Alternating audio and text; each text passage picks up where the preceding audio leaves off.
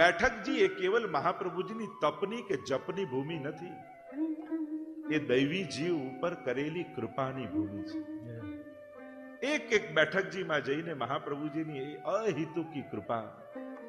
ગુરુ જ્યારે વરસવા લાગે છે ત્યારે ક્યાં પાત્રને જુએ છે, કઈ રીતે શ્રી વલ્લભ વરસ્યા એ ભૂમિ ઉપર, કયા જીવ ઉપર? ખરેખર તો એનું અવગાહન કરવાની ભૂમિ હોય છે. 84 બેઠક એ મહાપ્રભુજીના પરિશ્રમ, જે દૈવી જીવ માટે મહાપ્રભુજીએ કર્યો એના પ્રમાણ છે. મહાપ્રભુજીનું સર્વોત્તમ સ્તોત્રમાં નામ છે દૈવોદ્ધાર પ્રયતાત્મા. સતત દૈવી જીવોના ઉદ્ધાર માટે પ્રયત્નશીલ એવા શ્રી મહાપ્રભુજી છે. મહાપ્રભુજીનું જાગવું એ ભક્ત માટે છે, સૂવું એ ભક્ત માટે છે, ચાલવું એ ભક્ત માટે છે, જપવું એ ભક્ત માટે છે, ઉચ્ચરવું વચનામૃત કરવા એ ભક્ત માટે છે. શ્રી વલ્લભની પ્રત્યેક ક્રિયા એમના દૈવી જીવો માટે છે. સતત દૈવોદ્ધાર પ્રયત્નાત્મા મહાપ્રભુજી છે. અંગ બંગ કલિંગ કૈકટ મગધ મારુ સુર સિંધ તે તામસને અઘહર્યા પરતાપ પદ રજગન. વલ્લભાખ્યાનમાં ગોપાલદાસજી આ એક એક લીલાઓનું સ્મરણ કરે છે કે મહાપ્રભુજીએ કેટલો પરિશ્રમ કર્યો છે આપણા માટે. મહાપ્રભુજી શું આપ્યું આપણને, કઈ રીતે મહાપ્રભુજી આપણા જીવનના સર્વથી અધિક સૌથી મોટા ઉપકારી મહાપ્રભુજી બને. દુનિયાનો માણસ સંસારની વસ્તુ આપે અને એને જિંદગીભર આપણે યાદ રાખીએ, પણ મહાપ્રભુજીએ ભગવાન આપણને આપ્યા અને એ વાત ક્ષણવાર પણ આપણે યાદ નથી કરતા, ક્યારે એનો ઉપકાર નથી માનતા. જીવનનો સૌથી મોટો ઉપકારી તો એ છે કે જે આપણો હસ્તમેળાપ ભગવાન સાથે કરાવી. સંસાર આપનારા સંસારની સાથે ખતમ થઈ જશે, મળ્યું એ પણ ખતમ થઈ જશે, જેણે લીધું એ પણ ખતમ થઈ જશે, જેણે આપ્યું એ પણ રહેવાનો નથી. પણ આ ઉપકારી જે ગુરુ છે, એ જે આપે છે એ શાશ્વત છે, આપનારો પણ શાશ્વત છે, અને લઈને આપણે શાશ્વત બની જઈએ છીએ. નશ્વર લીધું તો નશ્વર રહેશો, જેણે શાશ્વત સ્વીકાર્યું એ બધા શાશ્વત થઈ ગયા. જુઓ ને, હજારો વર્ષ બાદ પણ એ જેણે ભગવાનને જીવનમાં સ્વીકાર્યા છે એ ભગવાન શાશ્વત થયા, તો ભગવાનને સ્વીકારનારા પણ શાશ્વત બની ગયા. જીવવું એ કેવલ શરીરમાં ટકવું એ થોડી જીવન છે. કોઈની સ્મૃતિમાં જીવવું, કોઈના હૃદયમાં વસી જવું, કોઈની પ્રેરણામાં વસી જવું એ પણ જીવન જ છે. આજે પણ કેટલા કેટલા મહાપુરુષો શરીરથી નથી પણ આપણી પ્રેરણામાં છે, આપણી સ્મૃતિમાં છે. આજે પણ પ્રભુને ભોગ ધરતા હોઈએ ત્યારે મહાપ્રભુને યાદ કરીએ જ છે. આસુર વ્યામો લીલા કરી મહાપ્રભુજી તો આસુરી જીવો માટે, દૈવી જીવો માટે તો એ શાશ્વત છે. આપણે ત્યાં તો પ્રસંગ પણ આવે છે ને કે મહાપ્રભુજી જ્યારે કાશીમાં હનુમાન ઘાટ ઉપર નિત્ય લીલામાં પધારી રહ્યા છે, સ્વધામ પધારી, ત્યારે વૈષ્ણવ આવીને દંડવત કરીને પૂછે છે, જ્યારે આ પ્રગટ સ્વરૂપે આ ભૂતલ પર ન હો ત્યારે અમને આપનો અનુભવ કઈ રીતે થાય, અમે કઈ રીતે આપને મહેસૂસ કરીએ, અનુભૂત કરીએ.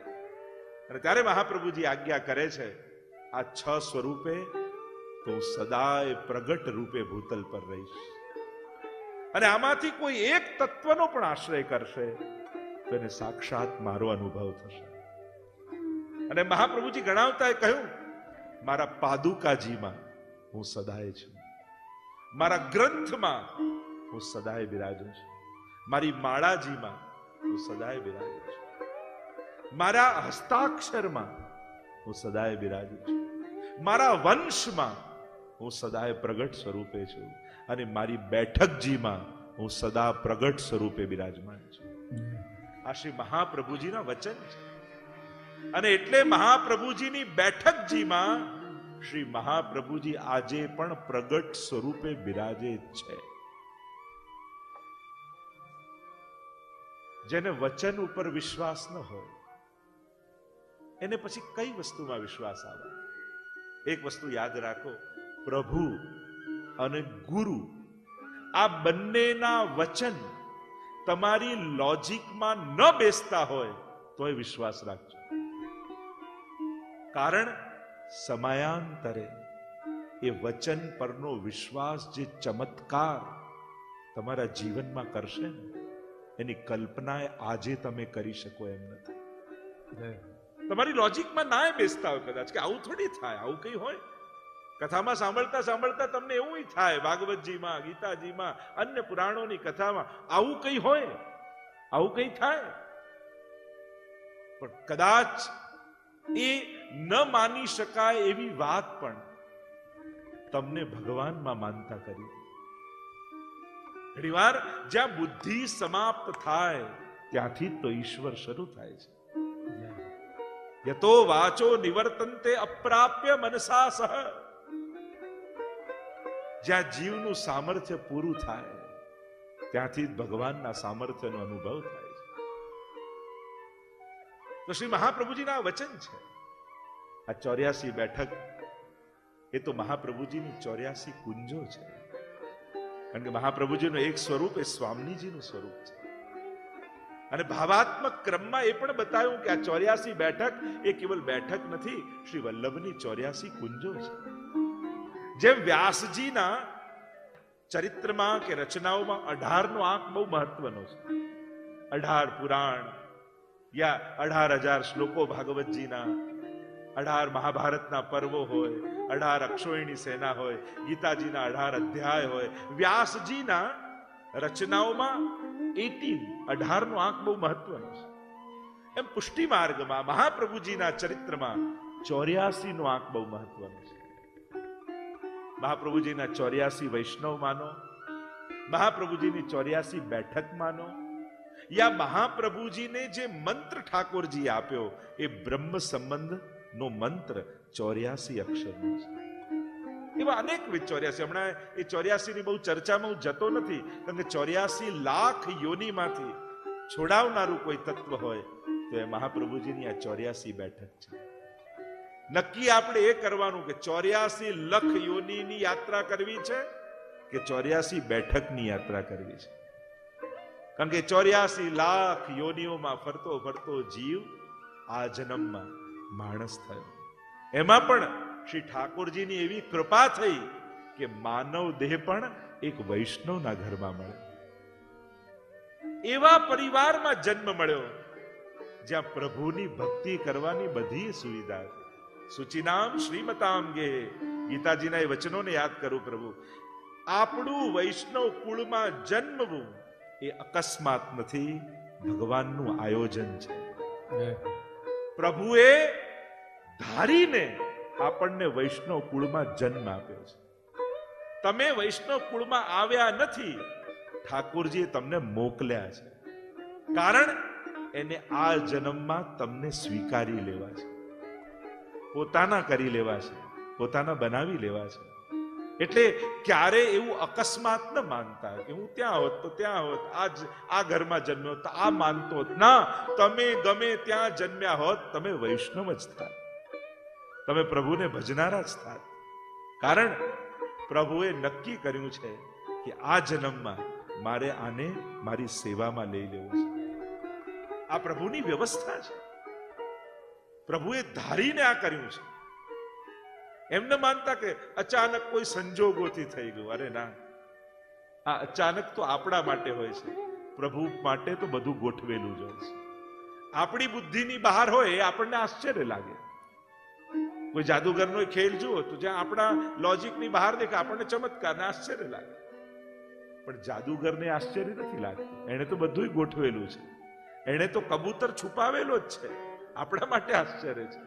એમ પ્રભુએ બધું ગોઠવેલું છે, આપણા માટે આશ્ચર્ય છે. આપણે લાગે ઓ મને અચાનક મળી ગયું, મારો વારો આવી ગયો, મને તક મળી ગયું, મને અવસર મળી ગયો. તમને ખબર નહોતી, ઠાકોરજીને બધી જ ખબર હતી. મહાપ્રભુજીને બધી જ ખબર હતી કે આ 84 બેઠકના ઉત્સવમાં મારે આ 84 પરિવારને જ મનોરથી બનાવવા છે, મારે આ કથામાં આ પરિવારને જ મનોરથી કરવા છે. આ ઠાકોરજીએ તો લખી જ રાખ્યું હતું, તમને ઈચ્છા પછી થઈ. તમને એમ થયું કે આમના ફોનથી વાત થઈ, આનાથી વાત થઈ. અરે ના, એના હૃદયમાં વલ્લભે બિરાજીને જ તમને કેવડાવ્યું છે. કારણ કે આ ઈચ્છા તો મહાપ્રભુજીની છે. અને જ્યારે આવો ભાવ હૃદયમાં જાગશે ત્યારે આ મનોરથનો આનંદ અનેક ગણો વધી જશે કે જુઓ, મહાપ્રભુજીએ મારો હાથ પકડી મને એમના બેઠકજીની સન્મુખ બેસાડી દીધો. શ્રી વલ્લભ મારી પાસે આ સેવા લેવા માંગે છે. તો આપણે બધા જ ધન્ય થયા છે, ભાગ્યશાળી થયા છે આ 84 બેઠકની ગાથા, કથા અને મનોરથનો લાભ લેવા માટે. આપણે ત્યાં વૈષ્ણવ ધર્મમાં આટલા આપણા આધ્યાત્મિક કેન્દ્રો એટલે કે ધર્મ સ્થાનો માનવામાં આવે છે. એક મંદિર, બીજું હવેલી, ત્રીજું ચરણ ચોકી અને ચોથું બેઠક. આ 4 સ્થાનો આપણા આધ્યાત્મિક કેન્દ્રો માનવામાં આવે છે. પુષ્ટિ માર્ગમાં આખા વિશ્વમાં મંદિર એક જ છે અને એ છે નાથદ્વારામાં આવેલું શ્રીનાથજીનું મંદિર. ત્યાં મંદિર શબ્દનો પ્રયોગ કરાય છે. શ્રીનાથજીનું મંદિર છે કારણ કે ઇતિહાસ એમ કહે છે, પ્રભુની લીલાના પ્રસંગો એમ કહે છે કે જ્યારે ત્યાં હવેલીનો નકશો બનાવવા ગયા, મહાપ્રભુજીએ નકશા બનાવનારને કહ્યું કે બનાવો શ્રીનાથજીનો હવેલીનો નકશો. અને જેટલી વાર બનાવે તો ધ્વજા અને શિખર બની જાય. મહાપ્રભુજીને આશ્ચર્ય થાય કે મહાપ્રભુજી હવેલી એટલે સુસજ્જ ઘર, નંદ બાબાનું ઘર, નંદાલય, એને હવેલી કહેવાય. અને એનો મેપ બનાવવા જાય ત્યાં તો ઘર જેવું હોય, પણ બની જાય શિખર, ધ્વજા. મહાપ્રભુજીને આશ્ચર્ય થયું ને કહ્યું, 3 વાર આવું થયું. એટલે શ્રીનાથજીની સન્મુખ આવ્યા ને કહ્યું, બાબા આ શું લીલા છે, આ શું ખેલ કરો છો? ત્યારે શ્રીનાથજીએ કહ્યું કે મારી ઈચ્છા જગ ઉદ્ધારક રૂપે બિરાજવાની છે અને એટલા માટે મંદિરનો નકશો બને છે. પ્રભુની ઈચ્છા જાણી મહાપ્રભુજીએ શ્રીનાથજીનું મંદિર સિદ્ધ કરાવ્યું. ત્યાં ધ્વજા, શિખર, એ રીતનું મંદિર સિદ્ધ થયું. પ્રભુની ઈચ્છાથી મારે તો જગુદ્ધારક રૂપે બિરાજવું છે, સમસ્ત દૈવી જીવોનો ઉદ્ધાર કરવો છે. તો મંદિર એક શ્રીનાથજીનું, બીજું જ્યાં જ્યાં વલ્લભકુલ દ્વારા સ્થાપિત થયું એ હવેલી કહેવાય. અને હવેલી એ કેવલ શ્રીનાથજીનું સ્વરૂપ બિરાજી જાય એનાથી કોઈ હવેલી નથી થતી. એ મહાપ્રભુજીના સેવાક્રમથી હવેલી થાય છે. એ નંદાલયના સેવાક્રમથી હવેલી થાય છે. બધા આપણે ભાગ્યશાળી થયા. લંડન ખાતે કેવું સુંદર શ્રીનાથ ધામ રૂપે આપણને હવેલી મળી. જાણે એ સ્થાન ઠાકોરજીએ પોતાના માટે પસંદ કરીને રાખ્યું. આપણા સામર્થ્યમાં નહોતું. વિચારવા જાઓ કે આપણે આ લઈ શકીશું ને અહીંયા શ્રીનાથજીની હવેલી થાય, એ આપણા કોઈની કલ્પનાની બહાર હતું. પણ વિચાર્યું ન હોય એવું કરી આપે એનું નામ જ તો કૃપા કહેવાય. ધાર્યું ન હોય ને થાય એનું નામ જ તો કૃપા કહેવાય. અને પ્રભુએ કેવું સુંદર શ્રીનાથ ધામ કરી આપ્યું. ત્યાં ફેસલાઓ થતા હતા, ચુકાદાઓ અપાતા, કોર્ટ હતી, જજ બેસતા હતા. કોણે ધાર્યું હતું કે દુનિયાનો નાથ આવીને ત્યાં બિરાજી જવાનો છે, તીર્થ બની જવાનું છે. જ્યાં લોકો ઝઘડા લઈને આવતા હતા ત્યાં લોકો હવે શ્રદ્ધા લઈને આવવા માંડ્યા છે. ત્યાં જ્યાં તર્ક વિતર્કો થતા હતા, લોજિકો અપાતા હતા, કાયદાઓ બતાવતા હતા, ત્યાં હવે પ્રભુના સ્તોત્ર પાઠ અને કીર્તનો ગવાય છે. વિચાર તો કરો, આપણે સમસ્ત યુકેમાં વસતા વૈષ્ણવે આ યુકેની ભૂમિનું ઋણ ચૂકવ્યું હવેલી બનાવીને. આ ભૂમિનું જે ઋણ હતું ને આપણા બધાના માથે, કે આ ભૂમિમાં આવીને તમે સુખી થયા, સંપન્ન થયા, તમારા વ્યવસ્થા સંસારની ગોઠવાઈ, તો ભૂમિના ઋણ હોય છે આપણામાં. અને આપણે બધાએ હવેલી બાંધી. અને ભૂમિને સૌથી વધારે આનંદ ક્યારે થાય? જ્યારે ભૂમિ ઉપર ભગવાન પધારે. એમ ભાગવત કહે છે. અને આપણે ભગવાનનું અવતરણ કરી શ્રીનાથજીને આ ભૂમિ પર પધરાવી આ ભૂમિનું ઋણ અદા કર્યું છે. અને આજે જે દર્શન થતા હતા સવારે નંદ મહોત્સવમાં શ્રીનાથજી બાવા જે શોભી રહ્યા હતા, જે 16 શણગાર સજી શ્રીનાથજી બાવાનો ઠાઠ જોઈ હૃદય ગદગદિત થઈ જાય કે જે વસ્તુની આપણે કલ્પના કરી હતી, સ્વપ્નો જોયા હતા, અને જેના ઉપર કૃપા હોય ને એ જ સ્વપ્નોને સાકાર થતા જોઈ શકે. બાકી સ્વપ્નો જોનારા તો દુનિયામાં ઘણાય હોય છે, પણ જેના માથે શ્રીજીનો હાથ પડી જાય ને એ જ સ્વપ્નોને સાકાર થતા જોઈ શકે. અને જે રીતે શ્રીનાથજી શોભી રહ્યા હતા એમ લાગે કે ભાગ્યશાળી છો લંડનના વાસીઓ, તમને નાથદ દ્વારા અહીંયા મળી ગયું. એમ જ લાગે જાણે નાથદ દ્વારામાં આપણે દર્શન કરી રહ્યા છીએ. એવો જ આનંદ, એવો જ સેવાક્રમ. મૂળ વાત છે સેવાક્રમની, ટ્રેડિશનની, પરંપરાની, પ્રણાલિકાની. શ્રીનાથજી તો હોય પણ મહાપ્રભુજીની પ્રણાલિકાથી સેવા થાય ત્યારે પુષ્ટિ પુરુષોત્તમ એમાં આવીને બિરાજતા હોય છે. કેવલ કોઈ મૂર્તિમાં ભગવાન નથી હોતા, પણ એ ગુરુની સેવા પ્રણાલિકામાં એ ભગવાનને પ્રગટાવવાનું સામર્થ્ય હોય છે. ત્યારે એમાં પુષ્ટિ પુરુષોત્તમ આવીને બિરાજમાન થતા હોય છે. એટલે બહુ જ મહત્વનું છે. મકાન ગમે તેટલું ભવ્ય હોય, ગમે તેટલી જાહો જલાલી દેખાય, પણ ગુરુએ બતાવેલો સેવાક્રમ ન હોય તો એમાં પ્રભુને પ્રસન્નતા ન હોય. અને એટલા માટે આપણે કોશિશ કરીએ છીએ જેવો પુષ્ટિમાર્ગીય હવેલીનો સેવાક્રમ હોય, જે પરંપરા હોય, જે પ્રણાલિકા હોય, એને સાચવવી, એમાં કોમ્પ્રોમાઇઝ નહીં કરવું. બને તો કોશિશ કરી એ જે હવેલીની પ્રણાલિકા છે એ જ ચાલવી જોઈએ, જેથી પુષ્ટિ પુરુષોત્તમ એમાં બિરાજમાન થઈ અને દૈવીજીઓ પર કૃપા કરે. તો આપણે ત્યાં મંદિર શ્રીનાથજીનું, બીજું છે હવેલી. હવેલી એટલે નંદાલય, મહાપ્રભુજીનું ઘર, નંદ બાબાનું ઘર, મહાપ્રભુજીનું ઘર. અને શ્રીનાથજી પોતે કહે છે, રહ્યો મોહે શ્રી વલ્લભ ગ્રહ ભાવ. મને તો વલ્લભના ઘરમાં રહેવું ગમે છે. એટલે મહાપ્રભુજીના ઘરની જે પરંપરા છે એ પરંપરાથી આપણે ત્યાં સેવા થાય છે, તો એને કહેવાય હવેલી. હવેલી એમ ફારસી શબ્દ છે અને એનો મીનિંગ એ થાય છે ભવ્ય સુસજ્જ ઘર, એને કહેવાય હવેલી. આપણે જૂના સમયમાં પણ ભારતમાં બહુ મોટું મકાન છે, આનું તો હવેલી જેવું ઘર છે એમ કહેતા. આને તો હવેલી બાંધી છે. તો એ નંદ બાબાનો મહેલ, એ આપણું વલ્લભનું ઘર, એ આપણી હવેલી છે. ત્રીજું સ્થાન એ ચરણ ચોકી, એટલે કે શ્રીનાથજી બાબા ગિરિરાજજીથી નાથદ દ્વારા પધાર્યા અને એ યાત્રા દરમિયાન જ્યાં જ્યાં શ્રીનાથજી બાબાએ મુકામ કર્યો એ સ્થાનને ચરણ ચોકી કહેવાય. કે આજે પણ શ્રીનાથજી ત્યાં બિરાજે છે. અને ચોથું સ્થાન બેઠકજી, જેનો આપણે ઉત્સવ કરવા માટે આજે એકત્રિત થયા છીએ. પ્રાય એક વિધા એ છે કે જ્યાં 7 દિવસ પૃથ્વી પરિક્રમા, ભારત વર્ષની પરિક્રમા કરતા કરતા મહાપ્રભુજી 7 દિવસ જે સ્થાન પર બિરાજી અને ભાગવતજીનું પારાયણ કર્યું હોય એ સ્થાનને બેઠકજી કહેવાય છે. કથાની પણ પારાયણ, એટલે કે મૂળ ભાગવતજીના 18,000 શ્લોકોનું જ્યાં બિરાજી મહાપ્રભુજી પારાયણ વાંચન કર્યું. આપણે ત્યાં કથા અને પારાયણમાં ફરક હોય. જે કહેવામાં આવે કથાનક રૂપે એને કથા કહેવાય, અને જે મૂળ શ્લોકોને પઠન કરવામાં આવે એને પારાયણ કહેવામાં આવે.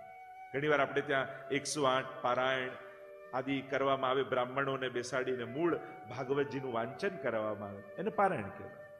તો મહાપ્રભુજી ખુલ્લા ચરણારવિંદથી એક ધોતી ઉપરનો ધારણ કરી અને ભારત વર્ષની પરિક્રમા કરી, 3 વાર પરિક્રમા કરી. વિચાર કરો, 11 વર્ષની આયુ મહાપ્રભુજી, અને ઘર છોડીને દૈવી જીવોના ઉદ્ધાર માટે ચાલ્યા છે મહાપ્રભુજી. એ સમયે થોડી જીપીએસ હતા, એ સમયે થોડી કોઈ વાહનો હતા, એ સમયે થોડી લાઈટો હતી, એ સમયે થોડી કોઈ બજારો હતા. ઘનઘોર વનોમાંથી પણ આપનું એ સામર્થ્ય અને શ્રી મહાપ્રભુજી ભારત વર્ષની પ્રદક્ષિણા કરતા કરતા કોઈ એક દૈવી જીવ ભારતના કોઈ એક નાનકડા ગામડામાં ઝૂંપડું બાંધીને રહેતો હોય ત્યાં સુધી મહાપ્રભુજી પધારે.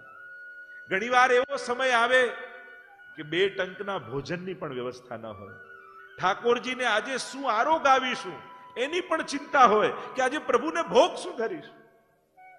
એવા એવા સંજોગોમાંથી પસાર થતા થતા મહાપ્રભુજીના શ્રમ, આપણા બધાના ઉદ્ધાર માટે જે એમણે પરિશ્રમ કર્યો છે એની જો કલ્પના પણ કરો તો એ કલ્પનામાં ના. આજે 500 વર્ષ બાદ પણ એ જગ્યાઓમાં જવું આપણને અઘરું અને દુષ્કર લાગે.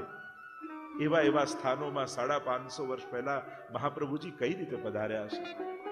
કેવા કેવા ઘનઘોર વનોમાંથી કેવા હિંસક પશુઓ, કેવા લૂંટારાઓ વચમાં આવે, કેવા કેવા રસ્તાઓ, નદીઓ, પર્વતો આવે, પણ 11 વર્ષના શ્રી વલ્લભ દૈવી જીવોના ઉદ્ધાર માટે ખુલ્લા ચરણારવિંદથી એક ધોતી ઉપરણા ધારણ કરી હાથમાં ગૌમુખી લઈ અને ભાગ્યશાળી છે એ સેવકો, એ વૈષ્ણવો જેને મહાપ્રભુજી સાથે સાથે ચાલવાનો એ અવસર મળે, એ મોકા મળે.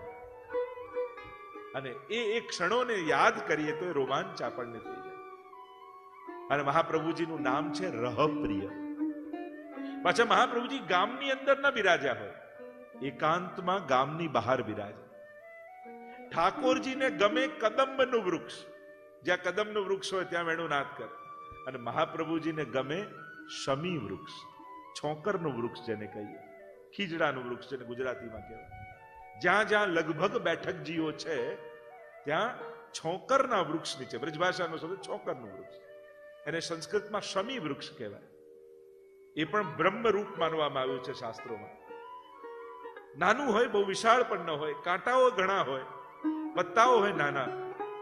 અને મહાપ્રભુજી છોકરના વૃક્ષ નીચે બિરાજ. આની જયારે સજાવટ કરવાની હતી ત્યારે મીરાનો ભાવ હતો કે આવું છોકરનું વૃક્ષ આપણે બિરાજમાન કરીએ ને એમાં આ 84 બેઠકની ચરિત્રની કથા થાય, આવું વૃક્ષ બને. મહાપ્રભુજી એવા એવા સ્થાનોમાં બિરાજ્યા. અને રહપ્રિય એકાંત, જ્યાં જલાશય હોય, છોકર આદિના વૃક્ષ હોય, અને સેવકો અગાઉથી દોડીને પહોંચી જાય, વહેલા જતા રહે 2-3 સેવકો. અને ત્યાં જે માટી આદિ હોય એને ગાળીને છાણીને રાખે અને સુકોમલ કરે. અને સુકોમલ કરી એમાં જે તીર્થમાં મહાપ્રભુજી પધાર્યા હોય એ તીર્થનું જલ એમાં લઈ અને જ્યાં મહાપ્રભુજી બિરાજવાના હોય એ વૃક્ષ નીચે સુંદર માટીનો ચોતરો સિદ્ધ કરે, જેથી મહાપ્રભુજી જ્યાં બિરાજે ત્યાં સુકોમલ ભૂમિ થાય. અને 7 દિવસ મહાપ્રભુજી એક આસનમાં બિરાજી અને પારાયણ કરવાના હોય. સાંજનો સમય થાય એટલે વૈષ્ણવ આવી જાય.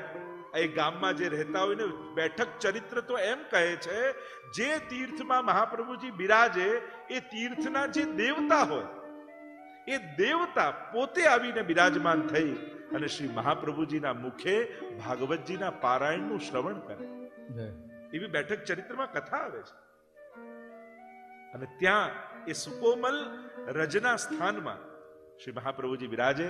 ગાદી તકિયા ગોઠવી દે વૈષ્ણવો, અને એ તીર્થ જલમાંથી ઝારીજી ભરીને લાવે અને ઝારીજી ભરી બાજુમાં બંટા પધરાવી દે. અને મહાપ્રભુજી ત્યાં બિરાજમાન થઈ સુંદર પોથીજી બિરાજમાન થાય ચોકી ઉપર. અને પછી એક એક પત્રને ખોલતા શ્રી મહાપ્રભુજી પારાયણ કરે. અને આ રીતે જ્યાં જ્યાં મહાપ્રભુજી બિરાજમાન થયા ત્યાં ત્યાં એ બેઠકજી જ્યારે સંશોધન કરવામાં આવ્યું. જો મહાપ્રભુજી પધાર્યા તો 550 વર્ષ થયા, પછી કોઈ તુરંત એ સ્થાન એમને થોડી કોઈ રિઝર્વ કે પ્રિઝર્વ કરી દેવામાં આવ્યું ના. અનેક વર્ષો બાદ સ્વયં શ્રી ગોકુલનાથજીએ આ 84 બેઠક ચરિત્રની એ ગ્રંથની રચના કરી. મુસાઈજીના ચતુર્થ લાલજી. અને મૂળ ગ્રંથ વ્રજભાષામાં લખાયો છે. અને ત્યાં ઐતિહાસિક રૂપે એ સ્થાનો ક્યાં છે એ શ્રી ગોકુલનાથજીએ કૃપા કરીને આપણને બતાવ્યું. ગોકુલનાથજીની બહુ કૃપા વૈષ્ણવી સૃષ્ટિ પર રહી. 84 વૈષ્ણવની વાર્તા પણ ગોકુલનાથજી આપણને આપી. અનેક ગ્રંથો ઉપર ટીકા લખી શ્રી ગોકુલનાથજી. મહાપ્રભુજીના સર્વોત્તમ સ્તોત્ર આદિને પણ સમજાવ્યા ગોકુલનાથજી. અને આ 84 બેઠક એ ચરિત્ર પણ શ્રી ગોકુલનાથજી આપણને આપ્યું. મૂળ બ્રજભાષામાં એ ગ્રંથ લખાયો, પણ કૃપા કરીને એ ગ્રંથ દ્વારા આપણને ખ્યાલ આવ્યો કે આ 84 બેઠકો ક્યાં ક્યાં છે. તો આ રીતે જ્યારે સંશોધનો થયા ત્યારે એ સ્થળો પર ક્યાંક ચોતરાજી નીકળ્યા, ક્યાંક ઝારીજી મળ્યા, ક્યાંક બંટાજી મળ્યા. એમને કોઈ બેઠકજી જાહેરાત ન કરી દેવામાં આવે કે આ બેઠકજીનું સ્થાન. એના ચિહ્નો મળવા જોઈએ, એના સ્થાન મળવા જોઈએ. એટલે જ આ 84 બેઠકમાંથી લગભગ 65 કે 68 બેઠકજીઓ અત્યારે પ્રગટ છે અને બાકી બધી બેઠકજીઓ ગુપ્ત રૂપે બિરાજે છે. ગુપ્ત બેઠકજી કોને કહેવાય? કે જેના સ્થાન આજ સુધી, જે ચોક્કસ સ્થાન કે જ્યાં મહાપ્રભુજીએ બિરાજીને પારાયણ કર્યું, એ ચોક્કસ સ્થાન ન મળ્યું હોય, એ સ્થાનને ગુપ્ત બેઠકજી કહેવાય. શ્રી પ્રભુને પ્યારા શ્રી યમુનાજીના લાડીલા એવા રસિક સત્સંગી વૈષ્ણવોને જે શ્રીના આ વચનામૃત ગમ્યા હોય તો આ વિડીયોને લાઈક કરજો, શેર કરજો અને કમેન્ટ બોક્સમાં જય શ્રી કૃષ્ણ જરૂર લખજો અને અમારી ચેનલ શ્રી વલ્લભને સબસ્ક્રાઇબ કરવાનું ભૂલશો નહીં. સર્વે વહાલા વૈષ્ણવોને ભાવથી જય શ્રી કૃષ્ણ.